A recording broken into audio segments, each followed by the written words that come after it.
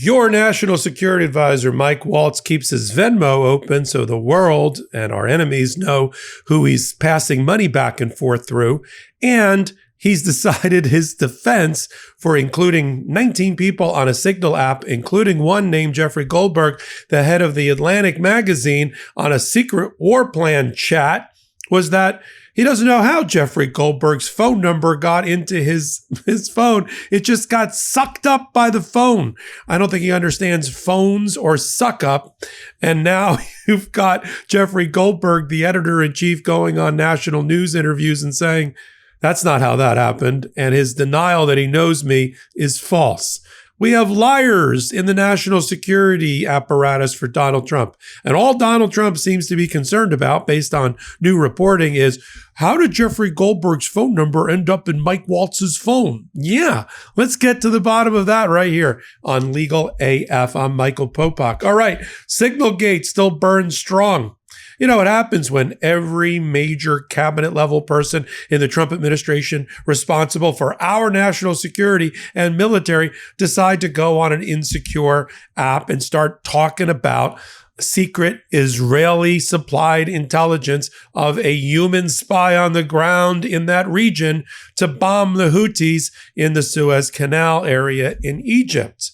We'll talk about that in a minute. So you think maybe Donald Trump would be concerned by a number of new revelations. One, much like J.D. Vance, that Mike Waltz had his Venmo account open for the world to see and has a lot of journalists on there, including at Fox. So you could sort of see how Jeffrey Goldberg's number could end up there, especially when Mike Waltz is busy lying that he doesn't know Jeffrey Goldberg. Let's throw up a photo now of Mike Waltz and Jeffrey Goldberg in Paris at the French embassy about 3 years ago. And you could see where I'm just shooting the shit here, where Mike Waltz says to Jeffrey Goldberg of a major magazine, hey, let's chat sometime on or off the record. Sure, what's your phone number? Boom. That's how it got sucked up into the phone. In fact, let me play a clip of Mike Waltz's defending himself. Now, he did fall on his own sword and said he had no lower level aides to throw under the bus. I'm sure he looked, but he was going to take full responsibility for what happened. But here's what he has to say about how the phone number got into his phone. Let's play the clip.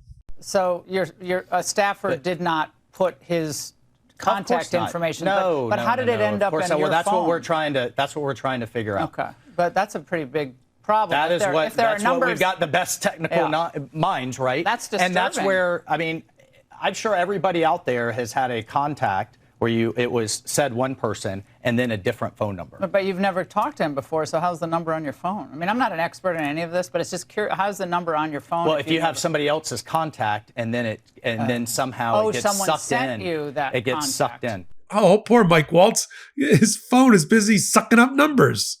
Jeffrey Goldberg's response to that on his interview was that this isn't the Matrix. You don't get sucked into the Matrix. You don't get your phone number sucked up.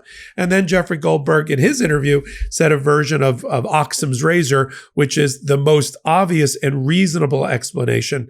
And the common one is probably the right one, not some weirdo exotic explanation. In other words, he has my number because he has my number. That's a very simple way to explain it. All jocularity aside, what I'm very concerned about is how little regard the Trump administration has to keep our nation safe. Going into this administration, in transition, we know that the Chinese, from reporting, lived inside the Verizon servers and peered at J.D. Vance and Donald Trump's messaging. They knew it because we know it. That didn't seem to concern them. We know how Donald Trump treated top secret classified and other documents at Mar-a-Lago.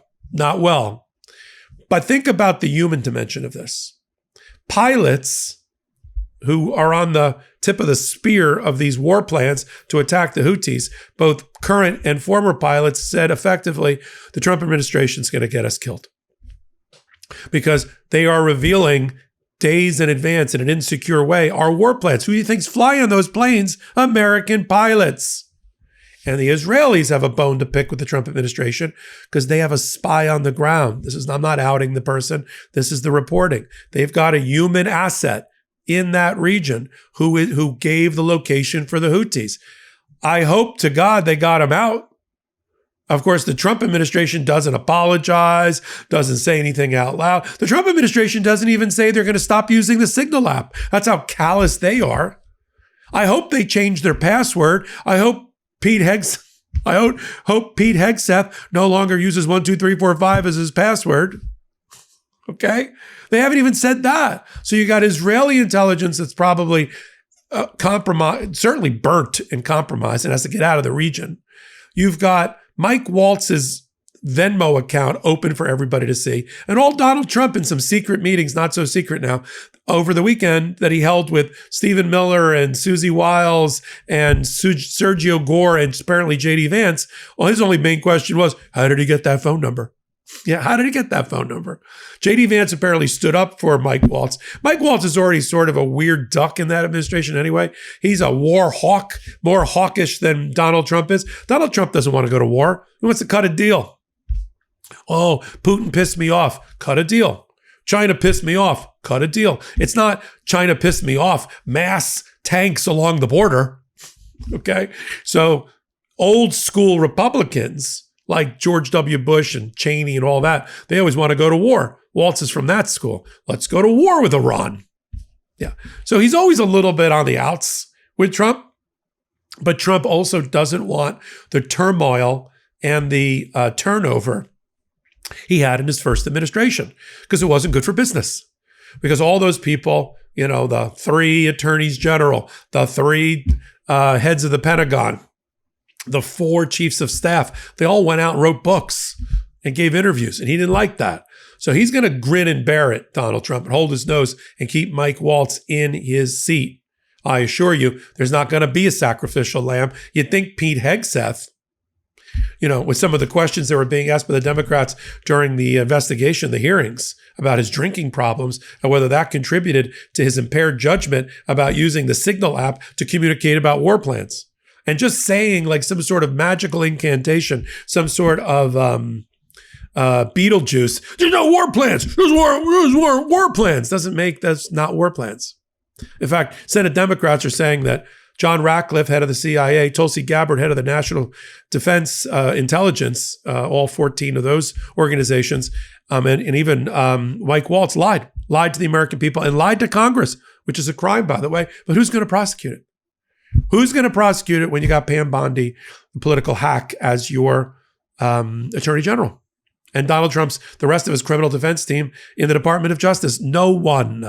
But this should matter to the American people. I saw some polling where Signalgate sort of matters to people, but not in the numbers I thought it would. You know, I know it doesn't fit on a bumper sticker, but it is important to national security about how our intelligence, and I mean that capital I intelligence, how our intelligence is handled. I'll continue to follow it all. You're here already on Legal AF. Hit the subscribe button for us, please. It helps us continue to bring you this programming at the intersection of law and politics. I'll do it here and on the Midas Touch Network on Legal AF, the podcast on Wednesdays and Saturdays at 8 p.m. Eastern Time, the #1 law and politics podcast in the world, number 10 overall for all podcasts. Hard to believe we are with, of course, the #1 Midas Touch channel. So until my next reporting, I'm Michael Popok. I'm Michael Popok, and I got some big news for our audience. Most of you know me as the co-founder of Midas Touch's Legal AF and the Legal AF YouTube channel, or as a 35-year national trial lawyer. Now, building on what we started together on Legal AF, I've launched a new law firm, the Popok Firm, dedicated to obtaining justice through compassionate and zealous legal representation. At the Popok Firm, we are focused on obtaining justice for those who have been injured or damaged by a life-altering event by securing the highest dollar recoveries. I've been tirelessly fighting for justice for the last 35 years, so my own law firm organically building on my Legal AF work just feels right. And I've handpicked a team of top-tier trial fighters and settlement experts throughout all 50 states known as big auto injury attorneys who have the know-how to beat heartless insurance companies, corporations, government entities, and their attorneys.